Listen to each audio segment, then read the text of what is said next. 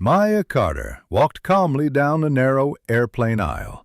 Her heels clicked lightly on the floor as she approached the front of the first-class cabin. She wore a sleek black blazer, carried a tablet, and moved with quiet confidence. Maya was no ordinary passenger. She was the CEO of one of the most successful tech companies in the country. But today, no one on this flight knew that. She preferred it that way. She reached seat 2A, her assigned seat, and stopped. A white man was already sitting there, legs crossed, coffee in one hand, scrolling through his phone with the other. He looked completely at ease. "Excuse me," Maya said politely. "I believe you're in my seat." The man looked up briefly, his eyes scanning her from head to toe. Then, without even a second thought, he replied, "I don't think so. I've been sitting here since boarding." Maya smiled patiently. "It's seat 2A. That's what's on my boarding pass." The man chuckled. "Must be a last-minute upgrade or a mistake. Probably not meant for you anyway." There was something sharp in his tone. Then he added under his breath, "You people always expect special treatment." Maya's smile faded just slightly, but she kept her voice calm. "I'd appreciate it if you moved to your assigned seat." A flight attendant named Claire appeared just then, sensing something was wrong. Maya turned and handed her the boarding pass. Claire quickly checked the ticket, then checked the seat number. "Yes, ma'am, you are in the right seat," she said with a nod. Then she turned to the man and said, "Sir, I'm afraid you'll need to move." The man scoffed. "I've flown this airline for years. I'm not moving for some diversity hire." Claire stood frozen. Maya remained composed. She didn't argue, didn't raise her voice. Soon, the captain himself came walking up the aisle. He looked serious. "Miss Carter," he said, "sorry for the inconvenience." Then he turned sharply to the man in the seat. "Sir, this seat belongs to Miss Carter. I need you to move now." The man crossed his arms. "Do you even know who I am? You're throwing me out for her." The captain didn't blink. "No, sir, I don't know who you are, but I know exactly who she is." He turned to the flight attendant and added, "This flight will not depart until this situation is resolved." The man stared. "Who is she?" The captain said, loud enough for the first-class cabin to hear. "Miss Carter is the CEO of the company that powers our airline's entire flight management system."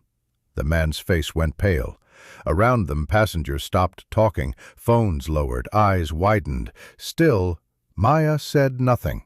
She simply stood, waiting for the man to move. "You've got to be kidding," the man mumbled. Claire stepped in again.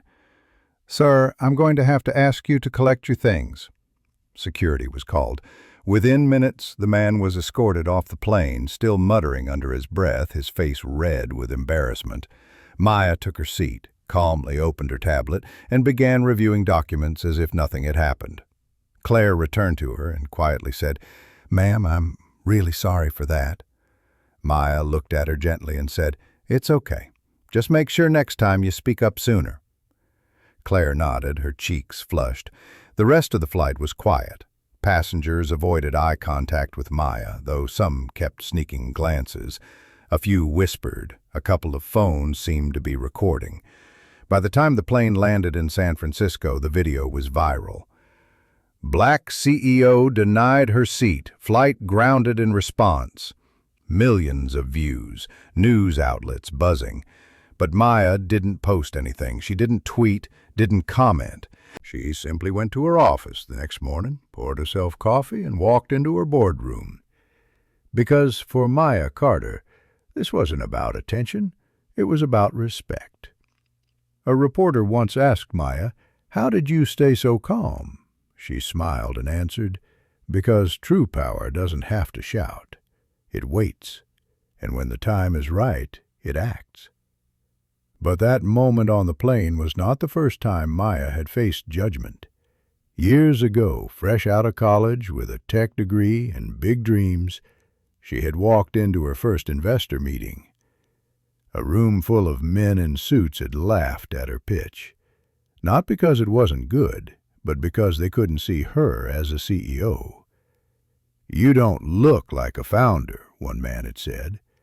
Maya never forgot those words, but she didn't argue. She built her company from her bedroom, writing code at night, delivering software by day.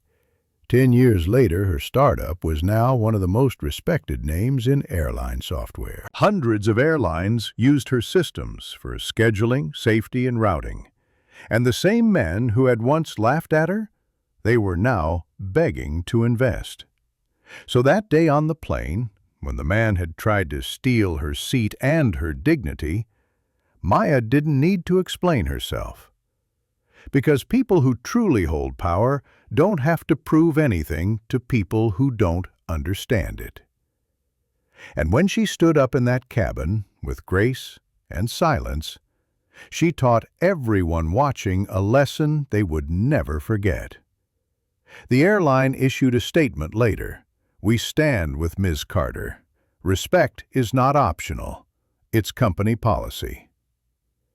It became a national conversation. News anchors talked about race, privilege, and professionalism. Thousands of young women of color reposted Maya's photo with captions like, "This is what strength looks like. I want to be her one day." But Maya's favorite moment came days later in the most unexpected way. A young girl in a bookstore recognized her. She walked up shyly and said, "Thank you for showing me I can be more than what people see." Maya knelt down, smiled, and said, "Never let anyone take your seat. If they try, build your own airline." That's the kind of woman Maya Carter is. And that's the kind of story the world needs to remember. Because in the end, it's not about the seat. It's about standing tall when someone tries to sit where you belong.